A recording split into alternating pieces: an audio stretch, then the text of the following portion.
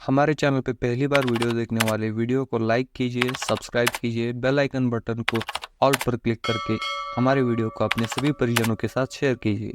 पंकज बनूं, मुक्ता बनूं नसीब,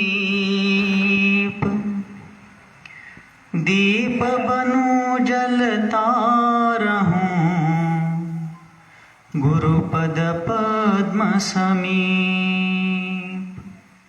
पंच परमेष्ठी भगवान की, द्वादशांग जिनवानी माता की, चारित्र्य चक्रवर्ती आचार्य भगवान श्री शांति सागर जी मुनि महाराज की, अध्यात्म सरोवर के राजहंस आचार्य भगवान श्री विद्यासागर जी मुनि महाराज की, दीक्षा गुरु शांत मूर्ति वात्सल्य रत्नाकर गुरुवर आचार्य भगवान श्री सन्मति सागर जी मुनि महाराज की, पूज्य आचार्य श्री वर्धमान सागर जी मुनि महाराज की, पूज्य निर्यापक श्रमण मुनिवर श्री धर्म सागर जी मुनि महाराज की, अहिंसा परमो धर्म की।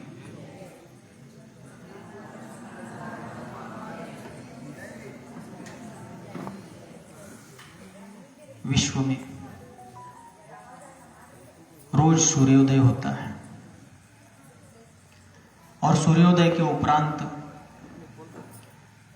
दिन भर की अपनी क्रियाओं को करके वह विश्व प्रकाशक सूर्य नियम से अस्त को प्राप्त होता है। सूर्य आकाश में है भी, किंतु उसके ऊपर बादल छाए हैं, मेघ आए हैं। सूर्य हमें आंखों से दिखता भी नहीं है, लेकिन उसका कार्य दिखता रहता है। सूर्य ना दिखते हुए भी उसका प्रकाश इस विश्वंभरा को, इस वसुंधरा को अपने उज्जवल प्रकाश से प्रकाशित कर देता है। सूर्योदय से लेकर सूर्यास्त तक की सूर्य की यह यात्रा, यह प्रवास कुछ घंटों का है, कुछ पलों का है, अल्प समय का है, किंतु सूर्योदय से सूर्यास्त के बीच में उस जीवन का जो, उस सूर्य का जो जीवन है, ज्योतिर्मय जीवन, वह संपूर्ण विश्व के लिए प्रेरणा पुंज है। फूल कुछ पल के लिए, कुछ समय के लिए खिलता है, लेकिन अपने अल्पतम जीवन से निराशा के जीवन में एक प्रेरणा भरता है, एक उत्साह भरता है। वैसे ही किसी व्यक्ति ने कितने काल जीवन जिया, कितने साल तक वो जीवित रहा, उसका जीवन कितना लंबा था, इससे ज्यादा महत्व है कि उसका जीवन कितना गहरा था। आज इस भारतीय वसुंधरा ने एक महामानव को खोया है, जिस महामानव ने अपने जीवन में अपने आत्म उत्थान के साथ साथ प्राणी मात्र के उद्धार का सूत्रपात किया। जिस प्रकार एक कुंभकार पददलिता माटी को भी अपने उपाश्रम में लाता है, सारी प्रक्रियाओं को उसके ऊपर करता है और उस पददलिता माटी को भी शिरोधार्य मंगल घट, मंगल कलश बना देता है, उसी प्रकार आचार्य श्री विद्यासागर जी महाराज ने अपने जीवन में, अपनी साधना के काल में, गण पोषण काल में, गण का अर्थात संघ का इतना पोषण किया कि वह पुष्ट संघ दशकों तक उनकी विरासत को निभाता रहेगा। सदियों तक उनकी स्मृतियां विश्व का मार्गदर्शन करती रहेंगी। लेकिन कटु होते हुए भी एक सत्य है, जातस्य मरणम धुओ, जिसका जन्म हुआ है उसका मरण निश्चित है। मृत्यु की बात सुनते हुए हर व्यक्ति को दुख लगता है। मृत्यु की कल्पना करके भी व्यक्ति के भीतर एक डर उत्पन्न होता है। मृत्यु कटु होते हुए भी वह सत्य है। भारत के भूतपूर्व प्रधानमंत्री माननीय अटल बिहारी वाजपेयी जी की एक कविता मुझे आज यहां पर याद आ रही है। जब अटल बिहारी वाजपेयी जी प्रधानमंत्री थे, उनकी किडनी में प्रॉब्लम निर्माण हुआ और किडनी ट्रांसप्लांट के लिए वो अमेरिका गए हुए थे। और और मृत्यु के साथ संघर्ष करते हुए अटल बिहारी वाजपेयी जी अमेरिका के अस्पताल में भर्ती रहते हुए एक कविता लिखते हैं, क्योंकि अटल जी एक दार्शनिक व्यक्ति थे। राजनीति के क्षेत्र में कार्य करते हुए भी वे दार्शनिक व्यक्तित्व के धनी थे। अटल जी ने एक महान कविता लिखी, उसमें वे लिखते हैं, मौत की उम्र क्या है, 2 पल की नहीं। मौत की उम्र क्या है, 2 पल की नहीं, जिंदगी सिलसिला है, आज कल की नहीं। मौत की उम्र कितनी है? मृत्यु आई और जिसे लेना था लेकर चली गई। मौत की उम्र क्या है, 2 पल की नहीं, जिंदगी सिलसिला है, वो आज कल की नहीं। जीवन एक प्रवाह है, वो आजकल का नहीं, बरसों तक का यह जीवन चला आया है। मौत की उम्र क्या है, 2 पल की नहीं, जिंदगी सिलसिला है, वो आज कल की नहीं। मैं जी भर जिया, अटल जी कहते हैं, मैं जी भर जिया। आज मध्य रात्रि में, उत्तर रात्रि में आचार्य विद्यासागर जी महाराज जैसे महापुरुष का, युग पुरुष का समाधि मरण हुआ। आज तक इस धरती पर अपन ने देखा कि सूर्यास्त शाम के समय में होता है, लेकिन आज असल में देखा जाए तो सूर्य उत्तर रात्रि में अस्त को प्राप्त हुआ। वह लौकिक सूर्य नहीं था, अलौकिक सूर्य था। मैं जी भर जिया, अब मन से मरूं। अटल बिहारी वाजपेयी जी कहते हैं, मैं जी भर जिया। आचार्य विद्यासागर जी महाराज की टोटल आयु, उनका जीवनमान कितना? 78 वर्ष का उनका जीवन समयावधि। व्यक्ति कितने साल तक जिया, कितने काल तक जिया, इसका मोल नहीं है। उसका जीवन कितना लंबा था यह महत्वपूर्ण नहीं है, वो कितना गहरा था ये मायने रखता है। इस बात का मूल्यांकन होता है। आचार्य विद्यासागर जी महाराज के जीवन की ओर देखते हैं, उनकी जीवन यात्रा, उनके जीवन प्रवास की ओर अपन यदि दृष्टिपात करते हैं तो उनका जीवन एक प्रसन्नता का भंडार था। लेकिन आज ये हंसता हुआ चेहरा हजारों लोगों को रुला करके चला गया। यहां मंच के पीछे जो चेहरा मुस्कुरा रहा है, उस चेहरे के जाने के कारण आज हजारों लोग दुख संप्राप्त है। किंतु जैन तत्वज्ञान सिखाता है दुख होना स्वाभाविक है। गृहस्थों को ही होता है ऐसा नहीं, मुनियों को भी होता है।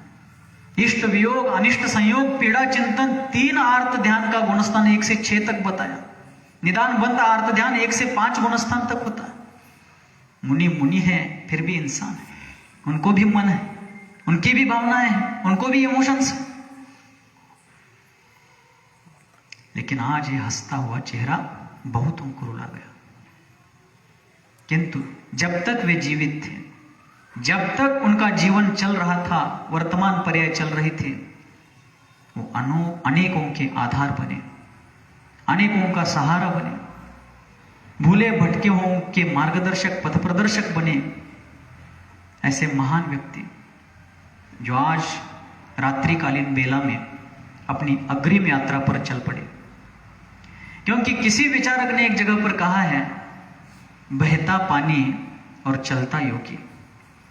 योगी इस जीवन तक ही चलता है ऐसा नहीं, इस जीवन की यात्रा के संपन्नता के बाद, संपूर्णता के बाद वो अग्रिम पड़ाव के लिए चल पड़ता है।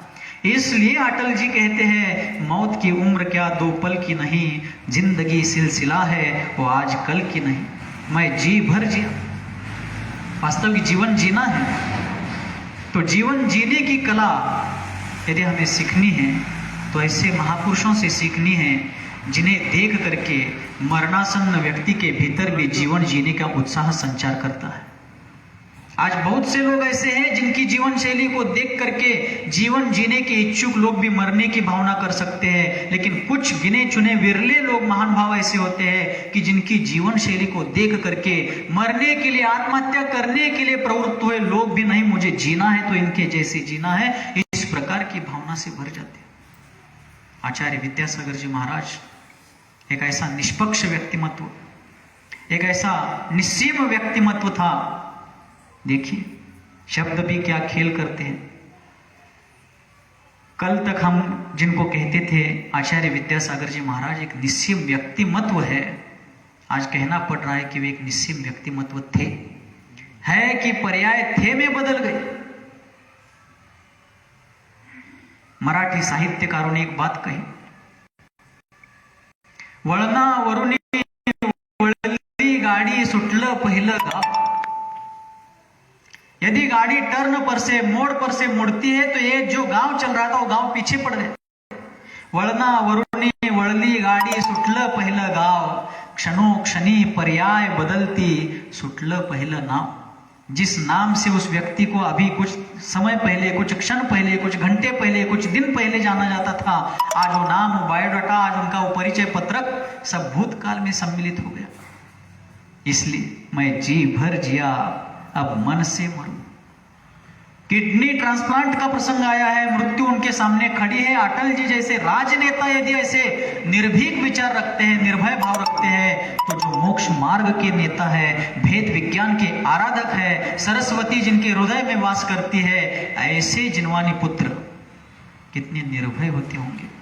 भले ही हम सबकी कल्पना के परे अकस्मात उनकी समाधि हुई है, हमारी भावनाएं, मान्यताएं हैं, लेकिन व्यक्ति अकस्मात जाए या प्लानिंग के तहत जाए, वो कैसे गया इसके बजाय जाते समय वो कैसा था, क्या था, उसके भाव क्या थे, बहुत महत्वपूर्ण है। पिछले कुछ दिनों से आचार्य विद्यासागर जी महाराज पूर्वोपार्जित असाता वेदनीय कर्म के उदय से, शारीरिक व्याधि से, शारीरिक रोग से ग्रस्त थे। लेकिन शारीरिक रोग से ग्रस्त होते हुए भी वो संत्रस्त नहीं थे। स्वावलंबी जीवन जीने के आदि, स्वावलंबी जीवन जीने के अधीन ऐसा उनका वह जीवन, जीवन के अंत तक अपने आप में आनंद का स्रोत बना रहा। अंतिम 2-4 दिनों में उनकी अस्वस्थता बहुत बढ़ गई, बहुत बढ़ गई। उनको पीलिया हुआ था, पीलिया, मराठी में उसको काविड़ कहते हैं, काविड़। लेकिन पीलिया ने उनको नहीं पिया, लेकिन वे शांत भाव से पीलिया को भी उन्होंने पी लिया और समता भाव पूर्वक अपने देह का त्याग करके ज्योतिर्लोक की ओर निकल गए। शांत भाव से उन्होंने देह का त्याग किया, लेकिन ये करने के पहले उन्होंने अपने सारे दायित्वों को, अपने कर्तव्यों को पूर्ण कर लिया। आचार्य पद पर बने रहना, संघ का निर्वाह करना, संघ को दिशा देना, मार्गदर्शना, और हर स्थिति में संघ को एक सूत्र में बांध करके रखना एक असामान्य बात है। आपके घर में 4 लोग होते हैं, एक परिवार को एकत्र, एकता के धागे में बांध कर रखने में बड़े बड़े लोगों को पसीने छूटते हैं। आचार्य पद पर रहते हुए उस व्यक्तिमत्व को कितनी कसरत करनी पड़ती है।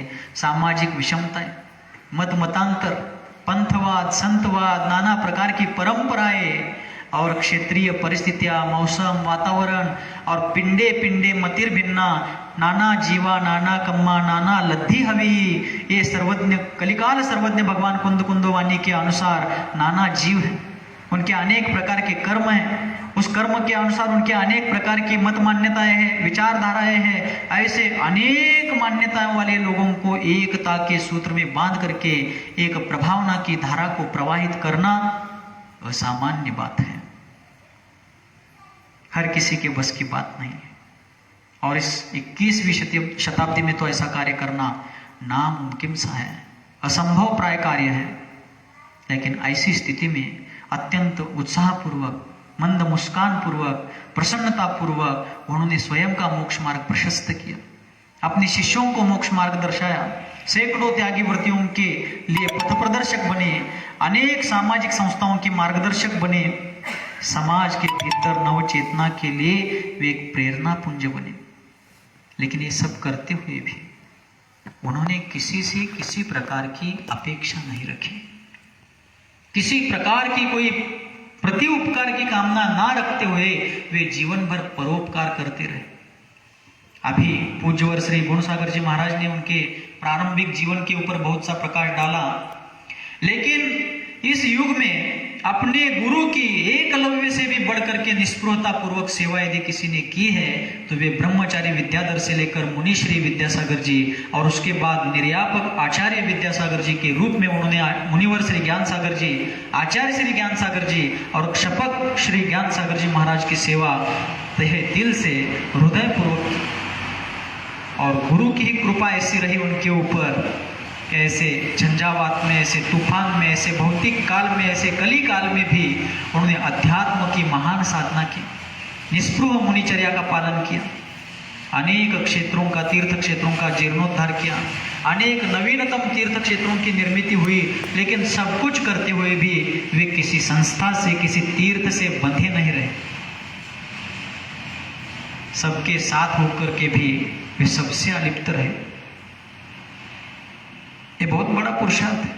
सब में रहकर भी सबसे अलिप्त रहना, सबके बीच में होकर के भी सबसे अलग रहना, अपने स्वतंत्र आध्यात्मिक अस्तित्व को बनाए रखना महान पुरुषार्थ की कहानी है।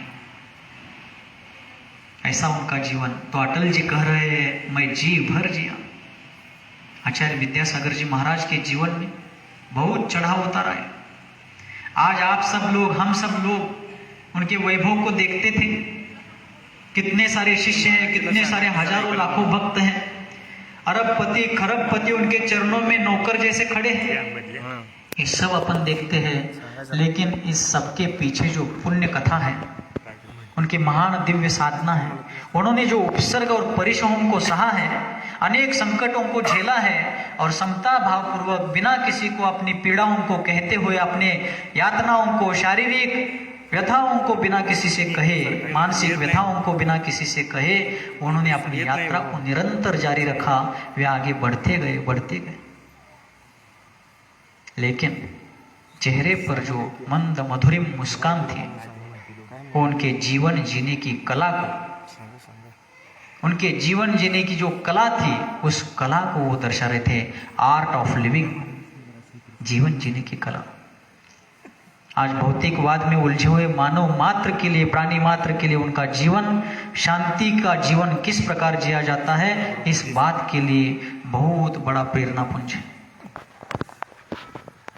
और साथ साथ जब उनका अंतिम प्रसंग आया, अंतिम घटना आई, समाधि मरण का प्रसंग आया, तब उपलब्ध जानकारी के अनुसार उन्होंने अपने आचार्य पद का त्याग कर दिया था। भले ही उसकी घोषणा बाहरी रूप से सबके सामने, जाहिर रूप से सार्वजनिक जीवन में हुई हो, ना हुई हो, ये चीजें ज्यादा महत्व नहीं रखती। मूलाचार ग्रंथ की ओर अपन देखते हैं, भगवती आराधना, मरण कंडिका जैसे संलेखना का वर्णन करने वाले ग्रंथों की ओर दृष्टिपात यदि अपन करते हैं तो हमें समझ में आता है, वहां संक्षिप्त प्रत्याख्यान क्रिया का वर्णन आता है।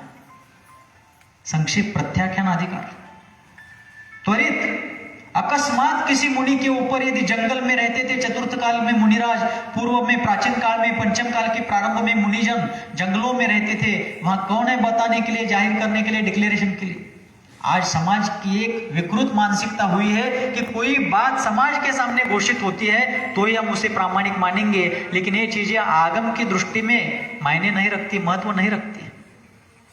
किसी मुनि के ऊपर चतुर्थ काल में उपसर्ग होता था, तुरंत वो प्राणघाती उपसर्ग को देख करके अपने भीतर ही भीतर अपने सारे दोषों का पश्चाताप करते थे, निंदा ग्रह आलोचना कर लेते थे, देवशास्त्र गुरु से क्षमा याचना करते थे, प्राणी मात्र के प्रति क्षमा याचना करते थे, और तत्काल उपसर्ग निवारण नहीं हुआ, जीवन काल नहीं रहा तो मेरा चारों प्रकार का अन्न का त्याग है, इस प्रकार का संकल्प लेकर के समाधि संलेखना की साधना करते थे। और महत्वपूर्ण बात यह है, संलेखना की व्याख्या को जब अपन देखते हैं तो संलेखना जाहिर करने के बाद ही संलेखना मानी जाएगी, ऐसा केवली भगवान ने भी नहीं कहा। संलेखना की व्याख्या करते हुए मूक माटी में भी आचार्य विद्यासागर जी महाराज ने कहा है, मिलती माया में और मिटती काया में मुदित मुखी और म्लान मुखी नहीं होना ही सही मायने में संलेखना है बेटा। अब वो सारा प्रसंग बताने के लिए समय की मर्यादा है। यानी समाधि के बाद स्वर्ग का जो वैभव मिलने वाला है, उस वैभव को, मिलने वाले वैभव को सोच करके हर्षित नहीं होना। और ये शरीर छूट रहा है, सब शिष्य परिवार छूट रहा है, सारी जनता बिछुड़ जाएगी, इन सबका वियोग हो जाएगा, यश कीर्ति यहीं पर रह जाएगी, ऐसा सोच करके मलिन चित्त नहीं होना, खेद खिन्न नहीं होना। दोनों अवस्थाओं में, मिलने वाले वैभव में और छूटने वाले वैभव में, दोनों में साम्य भाव रख करके, मंद कषाय पूर्वक, समता भाव पूर्वक, रत्नत्रय के अंतरंग परिणाम पूर्वक अपने देह का त्याग करना ही संलेखना है। इस बात का वर्णन उन्होंने मूक माटी में किया हुआ है।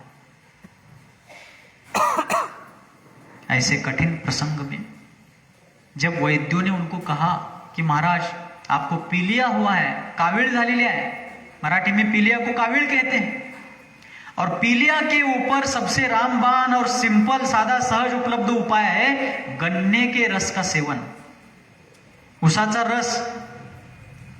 उनको वैद्यों ने कहा, वहां पर उपस्थित उनके द्वारा दीक्षित शिक्षित मुनि महाराजों ने आग्रह किया, विनती की कि महाराज आप कल जब आहार को उठेंगे, आज जब आहार को उठेंगे, आप इस रोग के निवारण के लिए सहज उपलब्ध नैसर्गिक प्राकृतिक दवा के रूप में अल्प मात्रा में क्यों ना हो, गन्ने के जूस को, गन्ने के रस का सेवन कीजिए।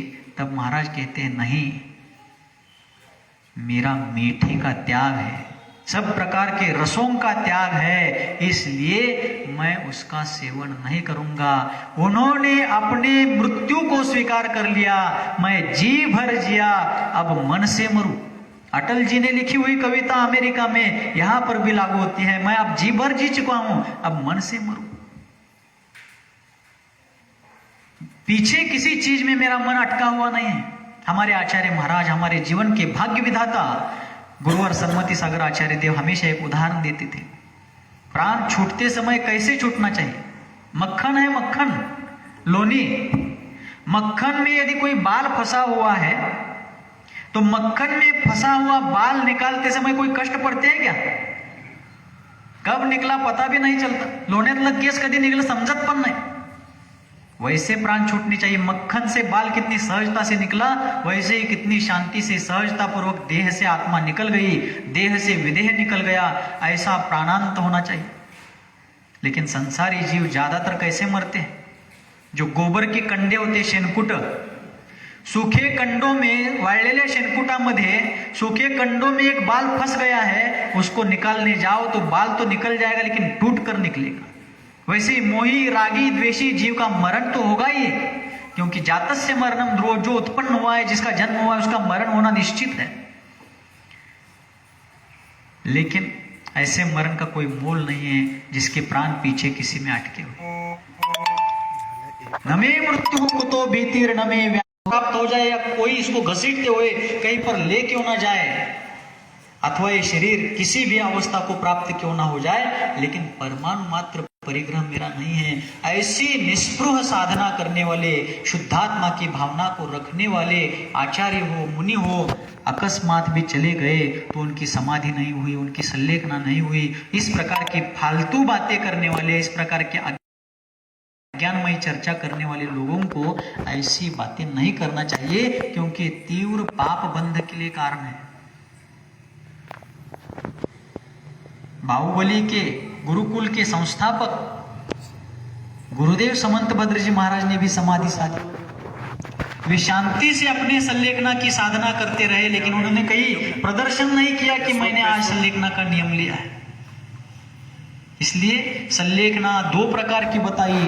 एक काय संलेखना, अर्थात यथाशक्ति अन्न जल का त्याग करते हुए, नित्य नैमित्तिक रूप से जल का त्याग करते हुए शरीर को पुरुष करना। की संलेखना भी 1 नवंबर 2013 को अकस्मात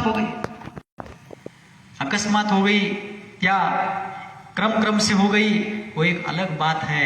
लेकिन बात जहां संलेखना की डेफिनेशन पर आती है, व्याख्या पर आती है, परिभाषा पर आती है, तो संलेखना की व्याख्या है देव शास्त्र गुरु के उपदेश आदेशानुसार अपने आत्मस्वरूप की वीतरागता का ध्यान रखते हुए कषायों को मंद करना, यही संलेखना है। उसको कषाय संलेखना कहा।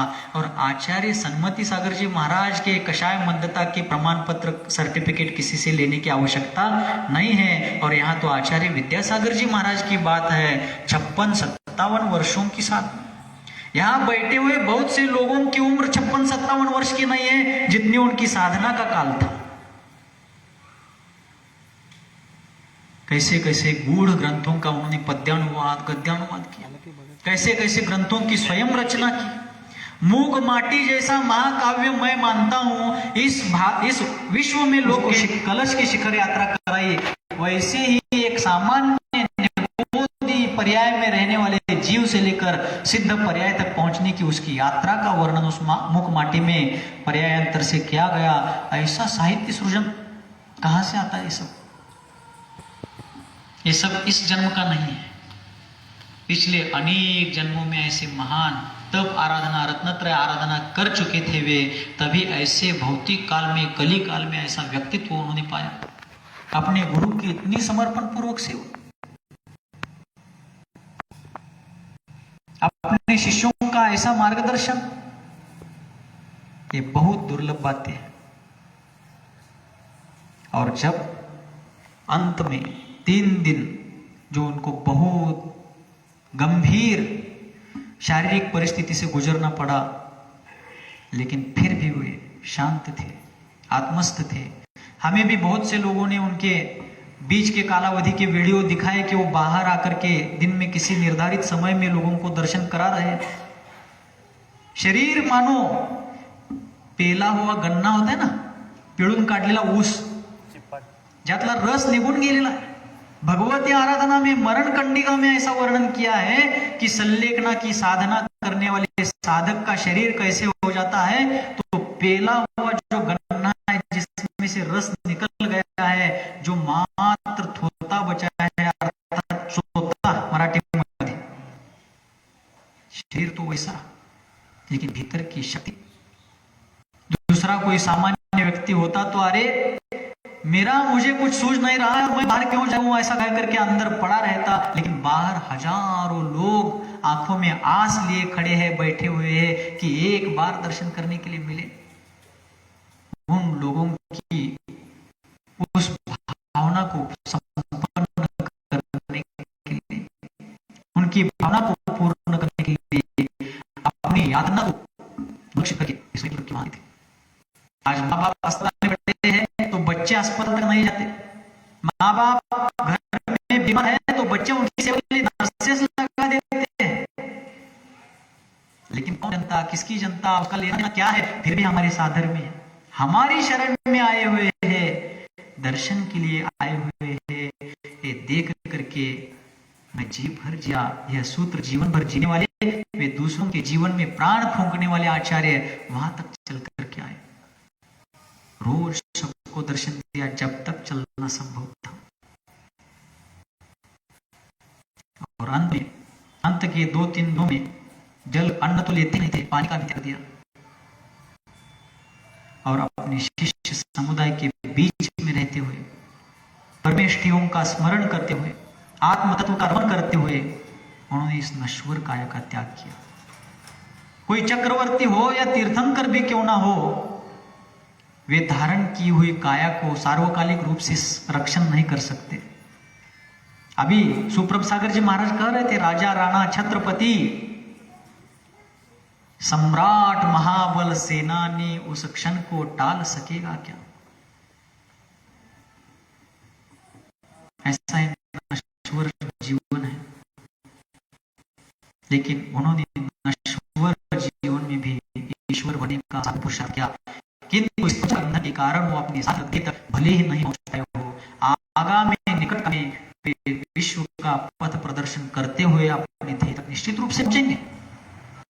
लेकिन हमारा दायित्व है कि उनके द्वारा बताए गए मार्ग को हम आत्मसात करें, जितना संभव है, जितनी शक्ति है, अपने सामर्थ्य के अनुसार हम उनके उपदेशों का अनुकरण करें, उसको अपने जीवन में उतारने का प्रयास करें।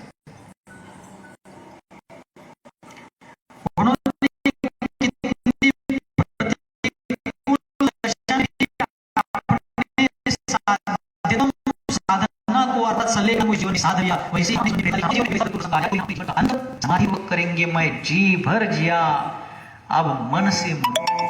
अटल जी कह रहे हैं, मैं जी भर जीवन जी चुका हूं, आनंद से जीवन जी चुका हूं, अब मन से मरने वाला हूं। अर्थात मरते समय रोते बिलखते नहीं मरूंगा। मरण को मातम बनाने के बजाय मैं मरण को महोत्सव बना करके जाऊंगा।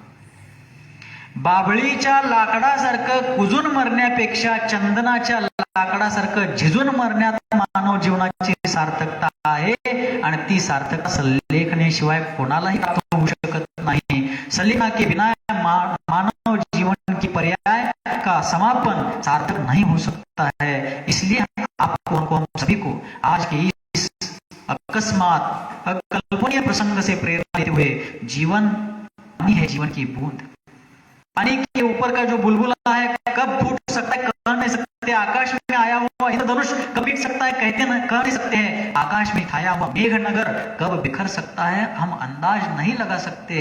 लेकिन जब तक शरीर में त्राण है, प्राण बचे हुए हैं, तब तक आत्मकल्याण के पुरुषार्थ को हम संपन्न करें।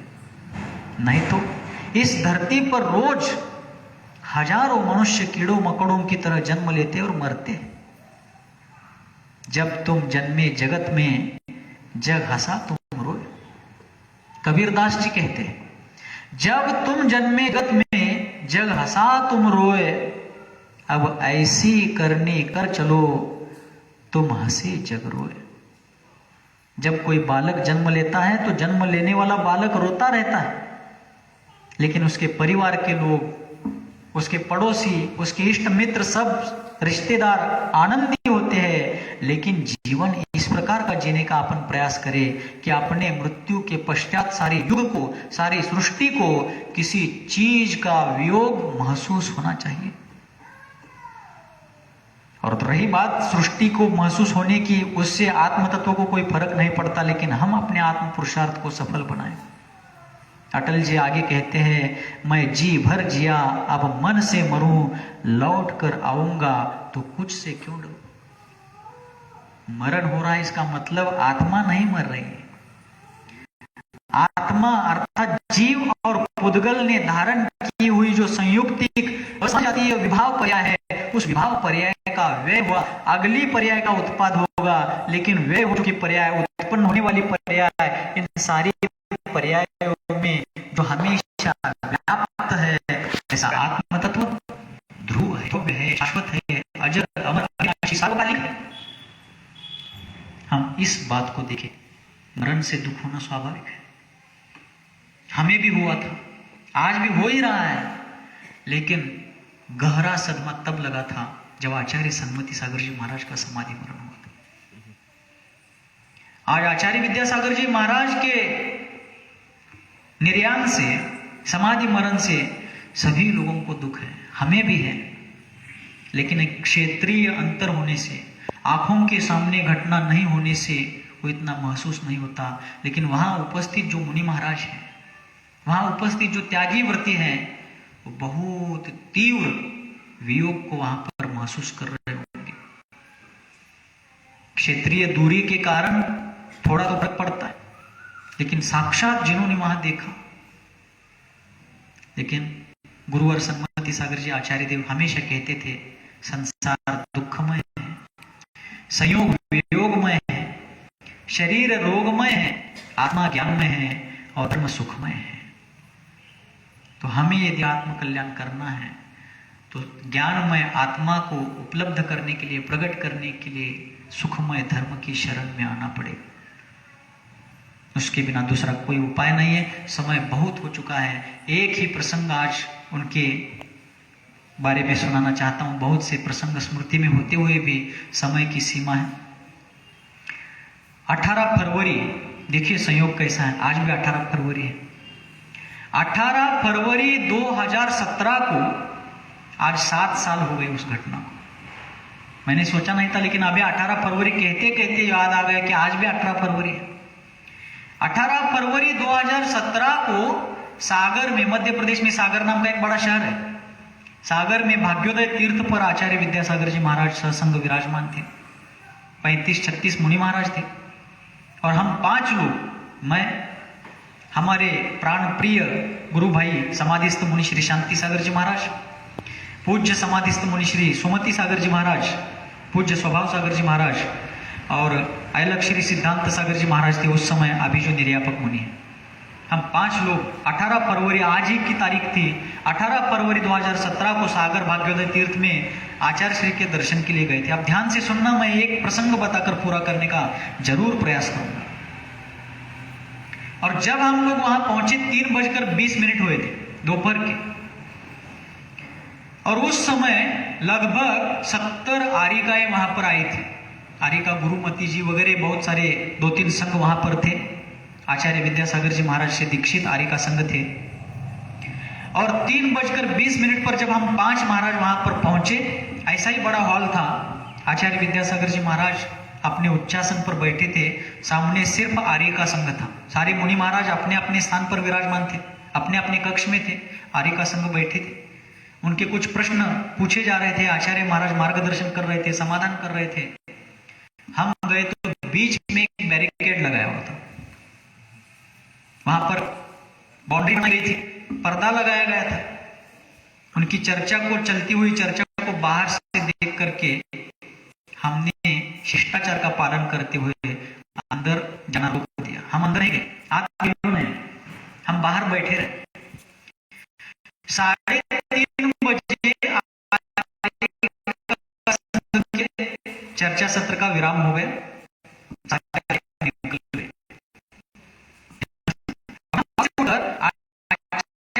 श्री हॉल के तुरंत पीछे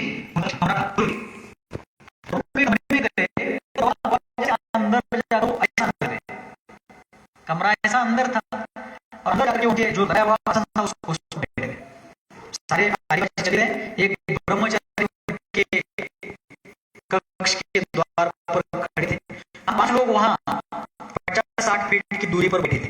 हम पहली बार चलने के बाद अब वहां के रूल्स, वहां के नियम हमारे कारण बाधित ना हो, हमारे कारण वहां पर कोई नियम तोड़ा ना जाए, इसलिए हम बैठे रहे।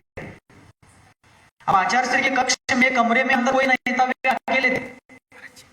और द्वार पर एक ब्रह्मचारी महाराज भैया जी खड़े थे। सारी आर्यिका चली गए, और जाते जाते एक माता जी ने देख लिया कि दक्षिण से आए हुए 5 महाराज वहां पर बैठे। तो माता जी ने दोष कहा कि महाराज, ब्रह्मचारी जी अंदर आचार्य श्री को खबर हो कि महाराज आए हैं। वो आवाज अंदर आचार्य श्री तक पहुंची। फिर भी वे इंतजार करते रहे अंदर। 2 मिनट गए, 5 मिनट गए। हम भी सोच रहे थे कि ब्रह्मचारी अंदर जाकर बताएंगे, हमें बुलवा लेंगे, लेकिन वो नहीं बताए, वो वैसे ही खड़े रहे। थोड़ी देर बाद वो ब्रह्मचारी भी कहीं चले गए। ये आज ही की तारीख की घटना है, 18 फरवरी 2017 की। और इतने में हमारा पुण्य नहीं, हमारा भाग्य ही मानो हमें बुलाने आया। स्वयं आचार्य श्री वहां से उठकर दरवाजे में आए और ऐसी उंगली करा करके हम लोगों को बुलाए। मुझे अभी दिख रहा है वो दृश्य। मन तो करता है कि आचार्य श्री कदाचित आज अभी इस वक्त ऐसा कर ले और हम भाग के चले जाए, लेकिन अब वो अवसर छूट गया। वो उंगली कर भी देते, लेकिन आज वो पर्याय ही नहीं बचे। लेकिन मिटने वाली पर्याय के बीच में वो जो अमिट कार्य कर गए, महान कार्य कर गए, उससे अपन सभी लोग प्रेरणा ले, शिक्षा ले, संबोधन अपने आप को प्राप्त करें। आचार्य विद्यासागर जी महाराज जैसे महान जीव ऐसे पर्याय को शताब्दियों के बाद इस धरती पर धारण करने वाले लोग होते हैं, तो अपन सभी भाग्यशाली है क्योंकि हमने उनका दर्शन पाया है, उनका सानिध्य पाया है। भाग्योदय सागर में क्या सानिध्य, 2 घंटे उतरने का हमें अवसर। 2018 में मार्च 2013 नाम के तब हम 3 लोग थे, मैं शांति सागर, प्रशांत सागर जी। रोज सुबह उठकर उनके कक्ष में जाकर स्वयं सोते पढ़ते थे, हम भी उनके साथ बैठ पढ़ते थे। उनकी भक्ति साधना निकट से देखने का अवसर मिला, उनका वात्सल्य मिला। उस समय डोई पंच कल्याण में हम तीनों 2 दिन में 105 किलोमीटर चल गए। तो जब हम के पास गए, उनके चरण के दर्शन करते समय बोले, उड़ते उड़ते आ गए। इतना हर्षपूर्वक बोल गए, उड़ते उड़ते आ गए, मानो एक माँ ही अपने बेटे से बात, इतना वात्सल्य, इतना स्नेह।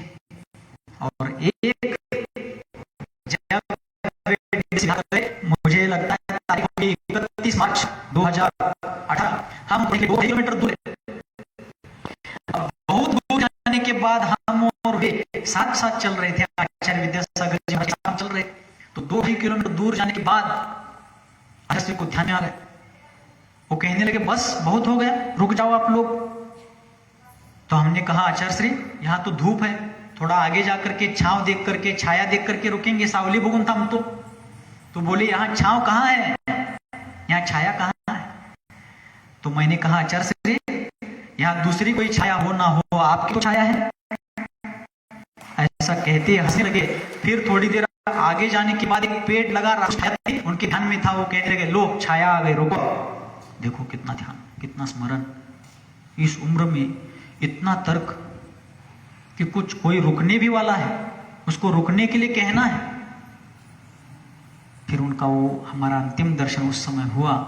ऐसे महान आचार्य आज सारे संसार पर उनकी जो छाया थी, वो छाया भले ही प्रत्यक्ष रूप से निकल गई हो तो भी परोक्ष रूप से वे जहाँ भी रहेंगे उनकी छाया प्राणी मात्र के ऊपर रहेगी। अपन सभी लोग उनके जीवन से प्रेरित होकर के अपने मोक्ष मार्ग को प्रशस्त करें। उनके जाने का दुख मनाने के बजाय अब उनके जैसा हम भी जब जाएंगे तो कैसी भी भीषण परिस्थिति आ जाए, उनके जैसी समता को धारण करके, उनके जैसा उग्र पुरुषार्थ करते हुए, उनके जैसा स्वावलंबी जीवन जीते हुए, मृत्यु से भी दो हाथ करने का साहस रखते हुए हमारा भी मरण समाधि मरण हो जाए, ऐसी भावना भा करके अपन अपनी जीवन यात्रा को आगे बढ़ाए और इसी प्रकार जीवन जीते हुए अपने जीवन का समापन करें। आचार्य विद्यासागर जी महाराज जी के चरणों में पुनः पुनः नमस्कार करता हूँ और उनका यह मंगल जीवन हम सबका पथ प्रदर्शक बनता रहे और उन्हीं की इस प्रेरणा से हम लोग भी आगे बढ़ते हुए अपना मोक्ष मार्ग और समाधि मरण साधते हुए इस संसार से पार हुए, प्राणी मात्र को मोक्ष मार्ग की प्राप्ति हुए, ऐसी भावना भाते हुए वाणी को विराम देता हूँ। अहिं